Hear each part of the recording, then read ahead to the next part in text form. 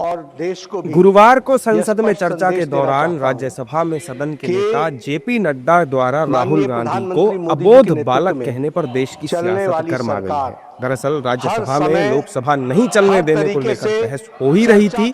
तभी जेपी नड्डा ने मल्लिकार्जुन खड़गे से कहा कि आप बहुत सीनियर हैं, लेकिन अपनी पार्टी को अबोध बालक का बंधक मत बनाइए। मैं जरूर निवेदन करूंगा, अपनी पार्टी को अबोध बालक का बंधक मत बनाइए।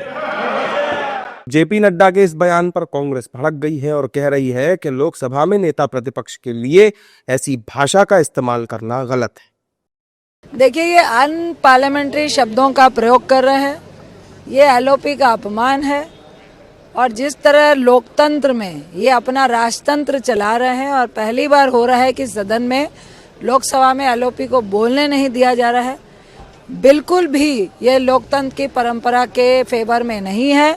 वही आज राज्यसभा में हम लोगों ने, हमारे एलओपी खड़गे साहब ने उठाया और जिस तरह के शब्दों का एक बार फिर नड्डा जी ने प्रयोग किया, ये दिखाता है कि जो शब्दों का प्रयोग ये एलओपी के लिए करते हैं, उन्हीं के सांसद कल जो निशिकांत दुबे जिस तरह के शब्दों का प्रयोग कर रहे थे, शायद इनकी पार्टी ने, इनके लीडरान ने इन्हें इसी तरह की तहजीब सिखाई है।